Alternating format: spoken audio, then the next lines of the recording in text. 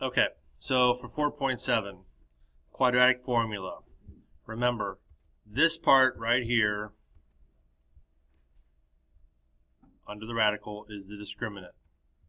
Okay, so for the first part, that's all we're doing. We're just doing the discriminant. I highly suggest, I saw some people doing this, I saw some people not, I highly suggest you always identify A, B, and C, especially because people get thrown off by the negative numbers. Okay, the negative goes with it. So, square root of B squared minus 4 times A times C, right here. That's all we're doing. When you crunch the numbers, you end up with 64. 64 is the discriminant. The number of solutions is 2, and they're real. Here, A, B is negative 8, C is 2. So, B squared, negative 8 squared, minus 4 times A times C. 4 times 8 times 2. You end up with 64 minus 64, which is 0.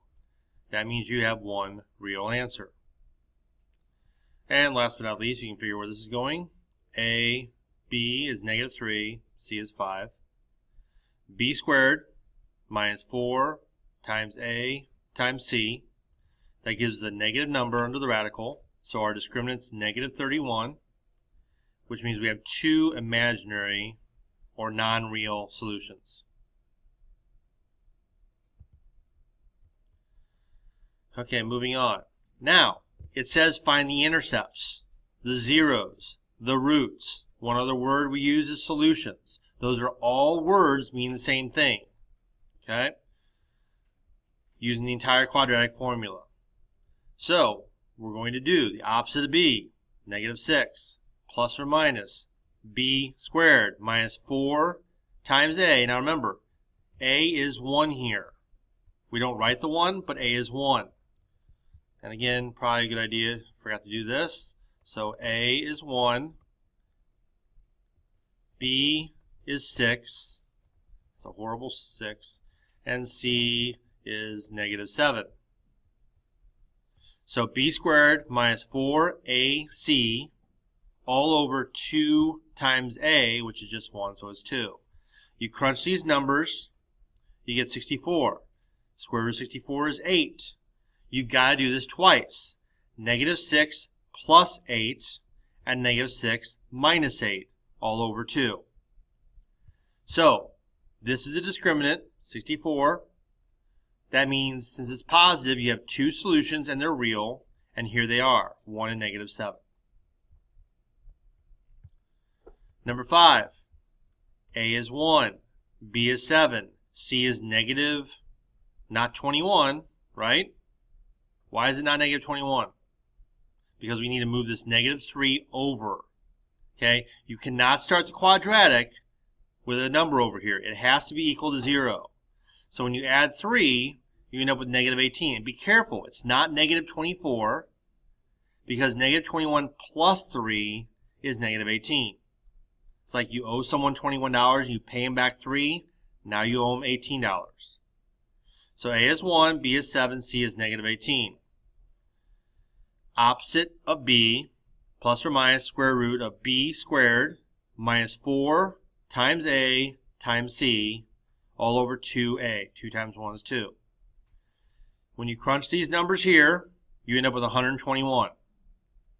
Square root of 121 is 11. So you're going to do negative 7 plus 11 divided by 2. So that's 4 divided by 2 is 2. And negative 7 minus 11, which is negative 18 divided by 2, is negative 9. So discriminant, 2 real solutions, and there they are. All right, on this one, A, B, C, 2, 3, 8. Opposite of B, plus or minus square root of B squared minus 4 times A times C. In this case, we get a negative number under our radical. Once I have a negative, I put that here, negative 55. I'm still going to have two solutions, but they're imaginary.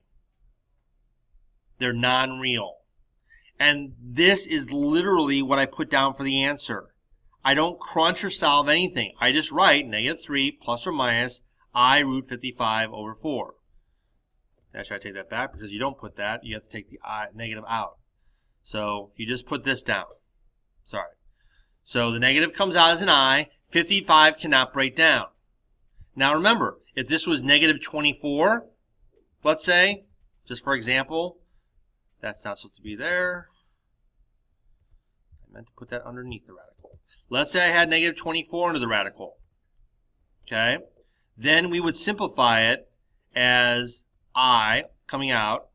This is 4 times 6, so that would be 2I root 6. So this is what would go here. It just happened to be that 55 does not break down. That's why we didn't do anything. But if it was a number like this, you would break it down. Okay, some review problems. Setting up a word problem. Most people will use N for nachos and P for popcorn. Some people still use X and Y all the time. It's up to you. It's not wrong or right. You also have to choose whether you want nachos here and popcorn here or vice versa. If you had nachos here and popcorn here, you can still have the right answer. Your graph's just going to look a little bit different. And I'll show you that in a second. So the coefficient of nachos is 5. Coefficient of popcorn is $1.25. You want to spend less than or equal to $10. No more than 10. That's why this is less than or equal. A lot of people will put greater than equal, but think about it. That's saying that you have a minimum of $10 to spend. Not true. Now you're going to use the cover-up method here. Plug in a 0 for N and solve for P. Plug in a 0 for P and solve for N. And then just plot it. Nachos 2, popcorn 8. And the thing is, it's anywhere in between. There's different combinations of what you can do. That's this shaded area. Remember, we test 0, 0. So if we plugged in 0 for N and P, we would get 0 is less than or equal to 10. Well, that's a true statement. And since it's a true statement, we shade this part. We don't shade everything down here because it doesn't matter, because we're in the real world. And real world problems are not going to have any negative bags of popcorn or negative nachos. Okay? And that's it. Now, that's what I was going to say. If you had P here and N here, the only difference is you would have your 2 here and your 8 here, and it would look something like that. That's the only difference. It's not right, not wrong, just different. Number 8, we're solving getting B by itself. Very simple. This is attached to the x squared by multiplication. We'll deal with that last. Addition and subtraction. How do we undo that? Just the opposite. We're going to subtract cx, and we're going to add 5 to both sides. So we literally just do that. Y minus cx plus 5 equals bx squared. We want this by itself. We undo multiplication by division, and there's our answer. Now, if you had y plus 5 minus cx, or minus cx plus 5 plus y, that doesn't matter. The order doesn't matter. And last but not least, we just put negative 109 here, because that's our Fahrenheit. We put a C in for Celsius, and we work backwards. We add 32. Careful here. Some people a lot of times will get negative 70 something. No. You're borrowing $109. You're borrowing $32. You owe $141. You're more in debt. When you're cold and you get colder, boom, it's way colder. To get C by itself, we multiply by the reciprocal of 5/9, both sides. That looks like 5/9 minus, so I should probably put a parentheses here. So 5/9 times negative 141 is negative 78.333333. So you just put repeating symbol here. Or if you wanted to put negative 78 and a third, if you recognize that 0.3 repeating is a third, you can do that.